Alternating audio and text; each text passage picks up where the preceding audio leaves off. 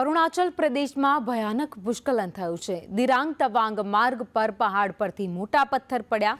પહાડ પરથી એક પછી એક પથ્થરો પડતા ગયા।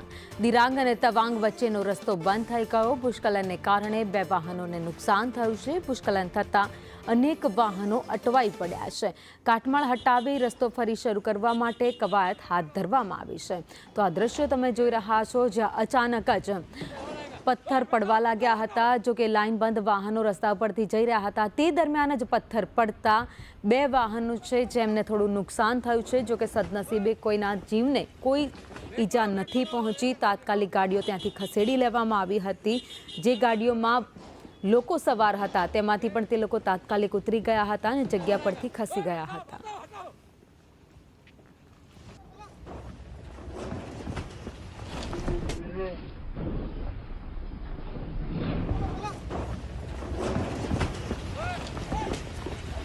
ब्रेक मारो, ये देखो देखो।